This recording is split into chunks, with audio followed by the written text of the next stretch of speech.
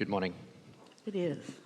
I wanted, before we get started, because I have a really important question to me, do something that you've practiced for a really long time and spend a moment just to commemorate the fact that I'm sitting in Abraham's living room right now.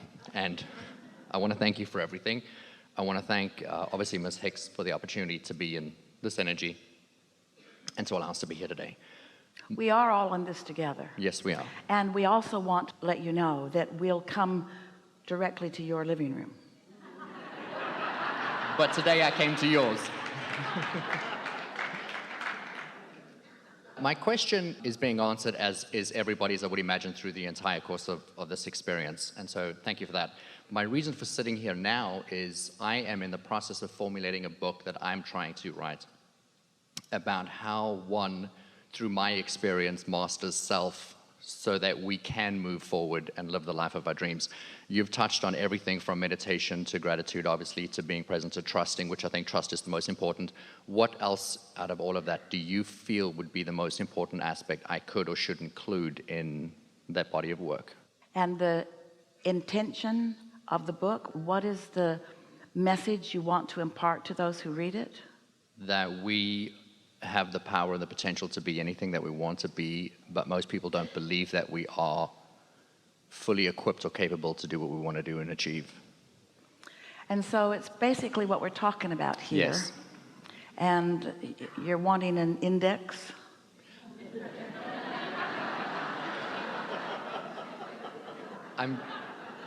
Yes.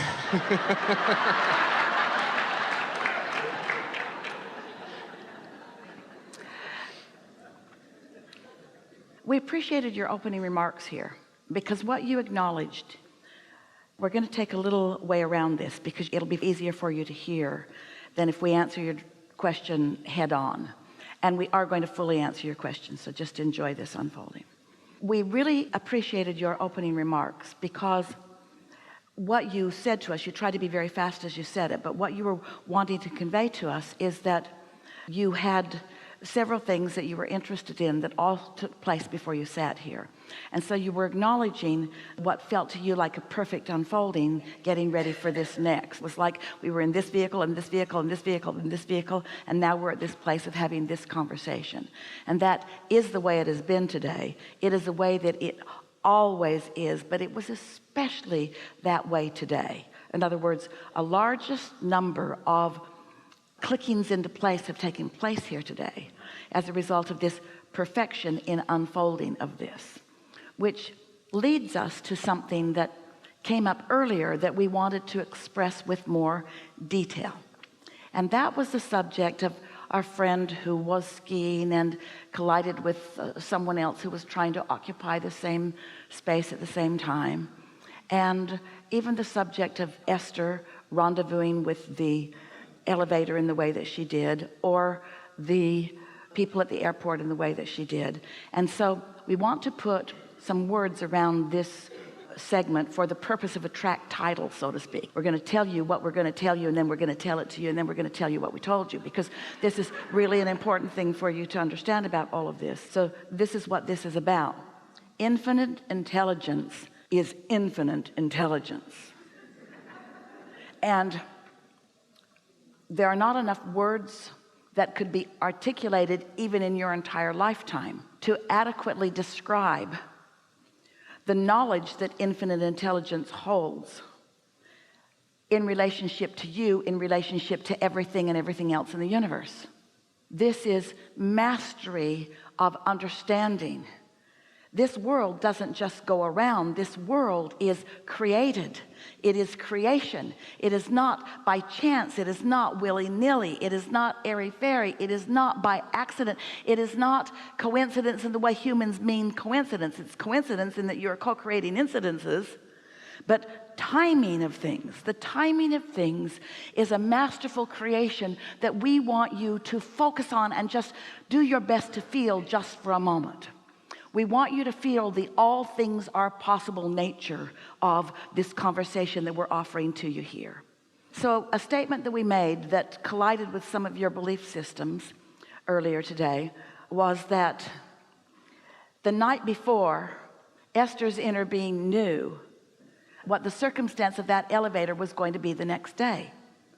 That kind of has to twist your brain into a knot. It makes it sound like things are predetermined, or like there is something that is out of your control. It isn't like that at all. Nothing is out of your control. It's just that every path isn't the path of least resistance. Nothing is out of your control, meaning that there is always a path. You discovering the path has to do with your willingness to intertwine with that broader perspective who does know. Some years ago, Esther and Jerry were in Texas, and they went to pick up their mail at a little town a short distance from where their house actually was sitting. And when they got to this little town and to the post office was surrounded by water. They had sandbags in the doorway to try to keep the water out, because the Cibolo Creek had risen from the large amount of rain. And so they couldn't get in to get their mail, but the roadways that they were driving on were high enough that they were fine, but the low areas were off limits to them for a while, for this day.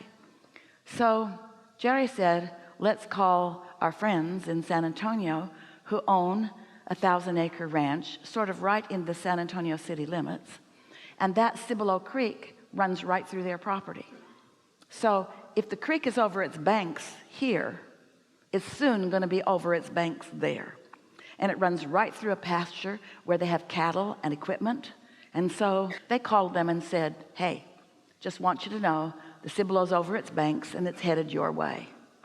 And they had enough time that they moved the cattle into another field, higher ground, got the equipment out of the field, and then their friend called back and said, thank you so much. We were completely unaware. And we said, nice to have a friend upstream. So what we mean by this is something just that simple. Your inner being is in this altitude of perspective, of not just being able to see you where you are in relationship to the now things that are happening, but so much more. Everything, this path of least resistance that we're talking about, everything from where you are to where you want to be is known by your inner being. Everything about you and everything about everyone else that would relate to you is known by your inner being and their inner beings. And your inner beings and their inner beings are vibrationally in cahoots with each other. Vibrationally intertwined with each other for the well-being, for the upliftment of all. Does that make sense to you? Do you understand what good hands you are in? Do you understand that when your life has caused you to ask for something, how much energy and knowledge and energy that creates worlds is on board with you? But when you are doubtful of your own worthiness or not trusting your own ability, then even though that guidance which is available to you, you don't let yourself receive it for reasons of practicing thought. What we mean by that is by keeping beliefs going that you learned from somebody, that you learned from somebody, that they learned from somebody. In other words, most humans are not living in the now, which means most humans do not allow them access to the friend upstream.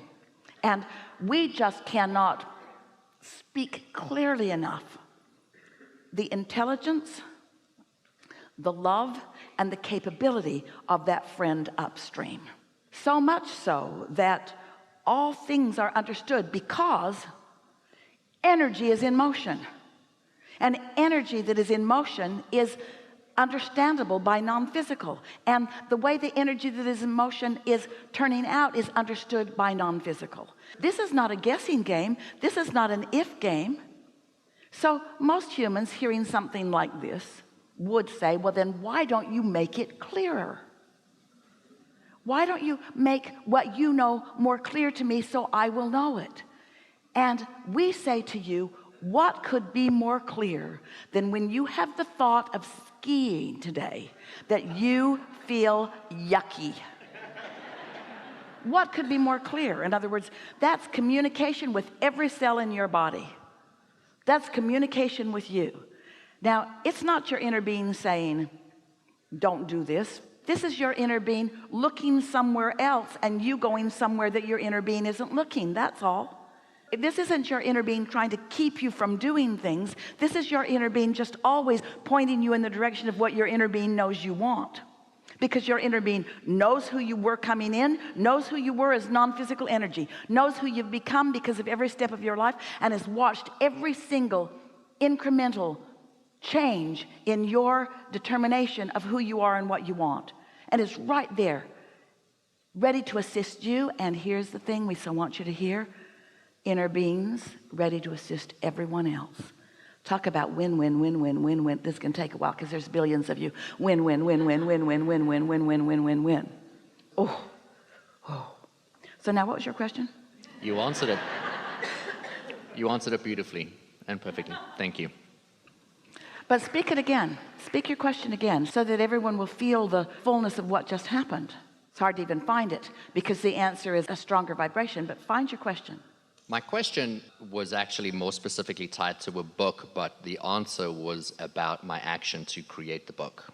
And so I took more from it than what I asked. So your inner being knows who you are and what you came to say. And your inner being knows how what you came to say has changed over time. Yes. And your inner being knows what the world wants to hear. And your inner being knows where they are in their life experience. What we're talking about is the inspiration for the perfect whatever it is always available to you. So what did you take away from this? What was the primary message that you heard us just deliver? We'll tell you what we want it to be. You already did the work of writing the book by living your life so far. Yes. So you already wrote the book by your life so far. You already asked the questions that wrote the book. So the book is already there to be received.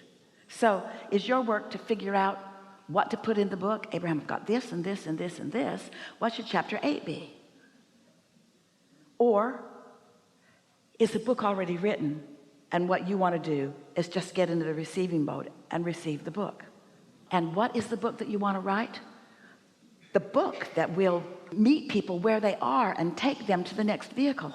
The other day we were talking to someone who was talking about career, and this person used the word vehicle, and that was when we began using the word vehicle in the way that we demonstrated to you here today. So we said to this person, because this person had a job and then had another job and was ready for another job, but the thing that they got from our vehicle discussion, you keep thinking that you should find a vehicle that will take you the whole ride. So you sort of think you've got to write the book that will take you the whole ride, or take the world the whole ride.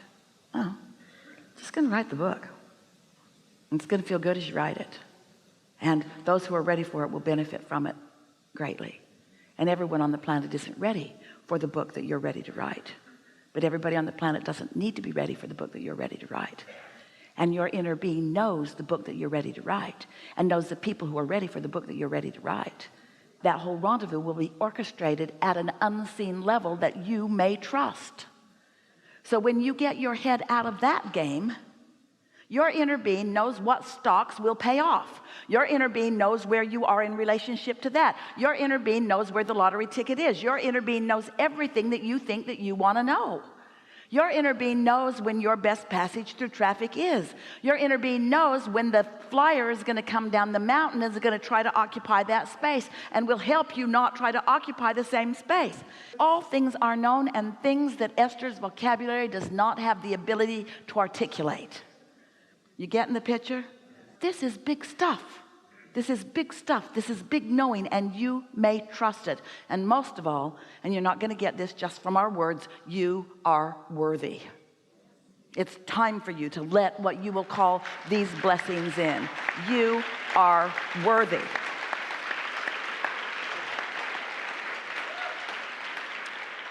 So there.